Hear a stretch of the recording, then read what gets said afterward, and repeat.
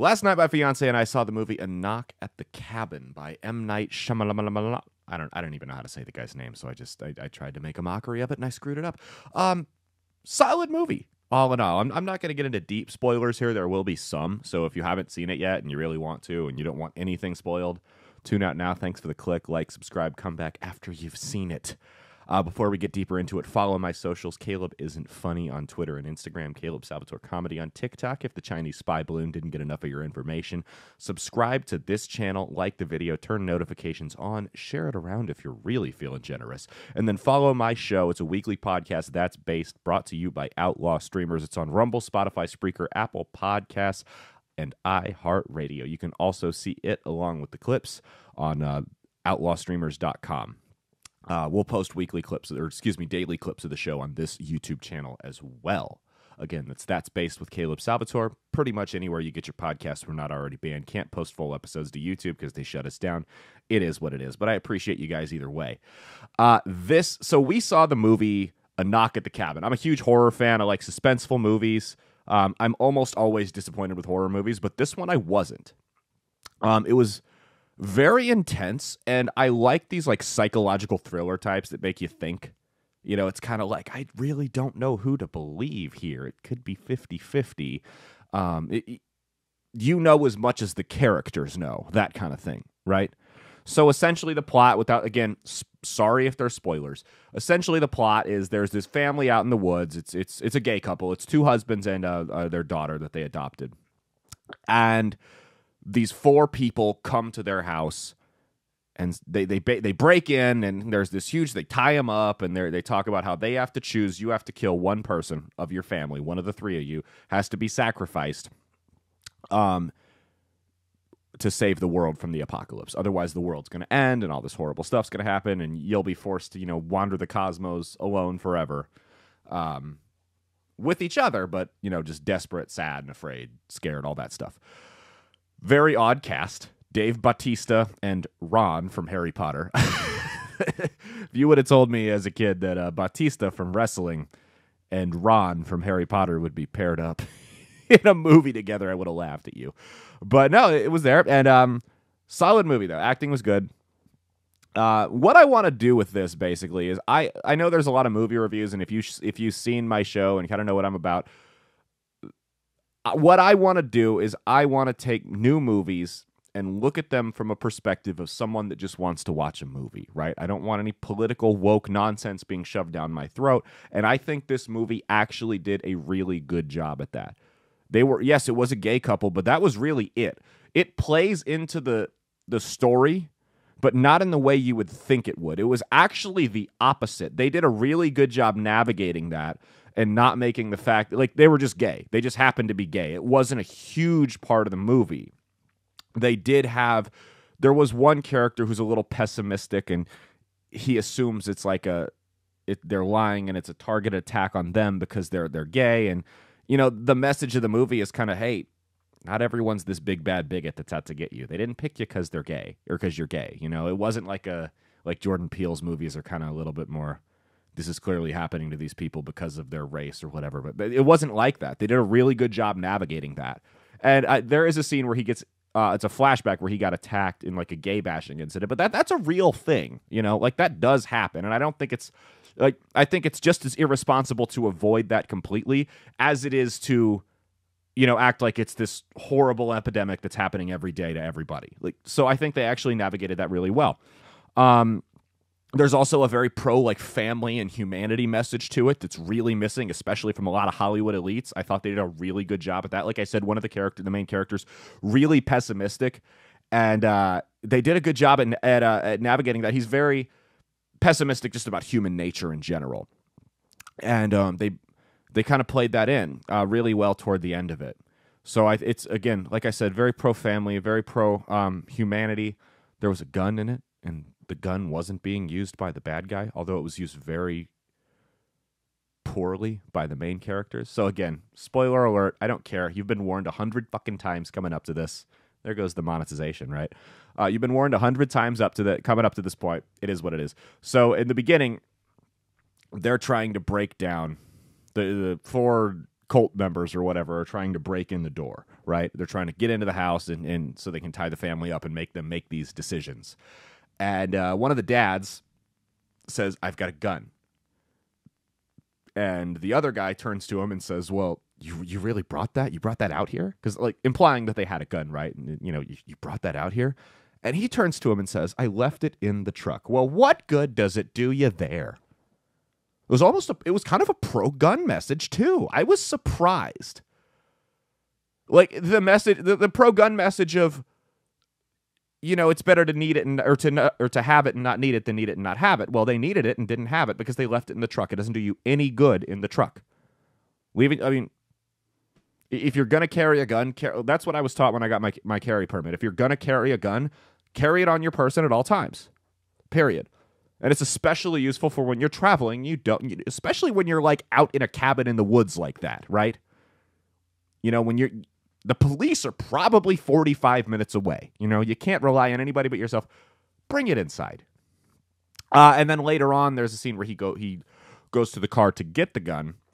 And, it's one of those, it's not only is it locked in the trunk of their SUV, Subaru, right? Could they have been more stereotypical with a gay couple? But not only is the gun in the back seat of the SUV, or the trunk of the SUV, and covered in blankets and stuff, it's in one of those, like, thumb-printed safes. And, of course, he's struggling with it because those thumbprints don't work like they do in the commercials. It's just like on your phone. How many times does your phone deny you your thumbprint when you're trying to turn on your iPhone, right? When you're trying to open up your iPhone, back when they used to do that? Do you really want to take the risk that you need a gun and the thumbprint detecting safe is going to work? Of course not. So it takes him like 7 tries to get it while this lady's trying to bash in the window with a car. And he finally gets to the gun.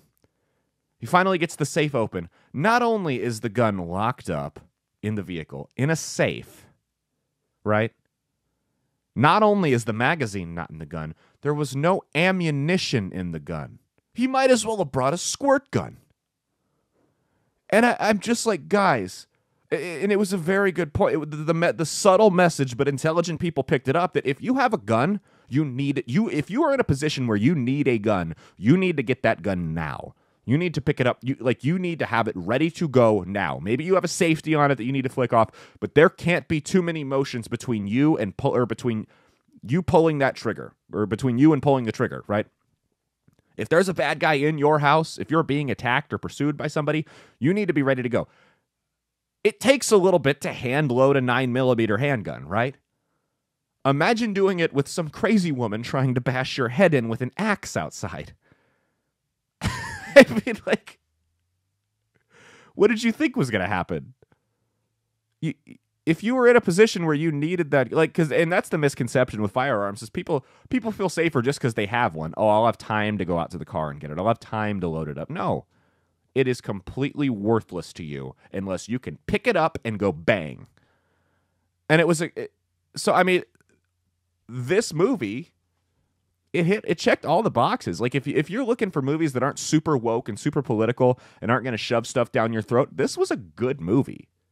And I know Dave Bautista's got his opinions on gun control. The guy's a wrestler and a meathead actor. Who gives a crap what Dave Bautista thinks about any policy whatsoever? Who cares? So, I mean, this movie, it's pro-family, pro-humanity, pro-gun. There were all those messages layered throughout it. So, I mean, I think if you are looking for a movie, and it was honestly very well written, suspenseful. Like I said, you didn't know who was right until the very end. You didn't know if these people were nuts or if they were telling the truth, or if they were correct. And in the family's defense, if people would have come to my house saying that, I would have assumed they were crazy as well. So if you're looking for a movie that's not going to shove its political views down your throat, again, there is a scene about a gay guy being attacked, but it plays into it's not just like it's there to be there. Right, if you get what I'm saying, it's not like they just had it in there to fill the woke button. It plays into his character. It plays into why he's so pessimistic and paranoid, why he has a gun in the first place. The whole thing, it comes full circle, and it makes sense. So there is a scene like that where it does get a little bit, socio-political debate type thing, but it's not really that. It's not like the whole movie was about that, I guess is what I'm trying to say. But it's solid. If you're looking for a movie that's not going to shove woke nonsense values and virtue signaling down your throat, I would recommend checking it out. It's called a Knock at the Cabin, not A Cabin in the Woods. That movie's terrible. A Knock at the Cabin, super good. It's not super long. It's like an hour and 45 minutes. Granted, we sat there and watched 45 minutes of previews before it, so keep that in mind. I guess these theaters need the money. But no, so yeah, go check it out. Pro-family, pro-gun, pro-humanity. I think it's a solid message. I give it a 7 out of 10. 7 out of 10. If you want to see these reviews more, let me know in the comments. It's like I said, I think there is an untapped market. Steven Crowder used to kind of do it, but there's an untapped market for movie. I don't want to say reviews because I didn't go to film school. I don't know all this stuff about movie plot points and all that. But there is an untapped market for reviews of movies for people who don't want just woke nonsense political values on either side shoved down their throat. And I think that's kind of the goal of what I'm trying to do here. Maybe we'll add it as like a, every now and then we'll do it as a segment on That's Based or something. But yeah, let me know in the comments if you want more. I know my fiance would like to get out and see more movies, so that'll give us an excuse to leave. But again, check out my socials. Caleb Isn't Funny on Twitter and Instagram. Caleb Salvatore Comedy on TikTok. Like and subscribe right here on YouTube. Share it around. Turn your notifications on. Go to Rumble, outlawstreamers.com, Spotify, Spreaker, Apple Podcasts for That's Based with Caleb Salvatore every Saturday. And then got a tour coming up. We don't have the official dates and locations yet, but it'll be fun. We're going out, back on the road. Better bring my gun. I don't want to get to have some death cult kidnap me, It was also we're going on vacation in June. We're getting a cabin out in the woods and out in the mountains in Tennessee. And oh my God, when I say there is nothing around, like it's about as remote as you can get in the modern day United States. And what a great movie to watch before that, right? I'm bringing my gun. We'll put it that way. I might bring 2. She's going to bring hers too. So, but no, again, thank you so much. Make sure you like and subscribe. We'll see you again soon, next Saturday, for a new episode of That's Based. Episode just dropped yesterday, so go check it out, outlawstreamers.com. That's Based with Caleb Salvatore. Thank you guys so much. Peace out. Stay based. Hey, thanks for watching. If you liked what you saw, be sure to click the link in the description to get the full episode on Rumble. If you prefer to listen along, you could actually get us on Spotify, Spreaker, and iHeartRadio. You can also go to www.outlawstreamers.com to learn more about not just my show, but tons of other great shows and all the exciting projects they have coming up. Follow my socials at Caleb Isn't Funny on Twitter and Instagram, at Caleb Salvatore Comedy on the Chinese Spy app that is TikTok, and be sure to like and subscribe to this YouTube channel. Thanks, and we'll see you every Saturday for brand new episodes of That's Based. Peace.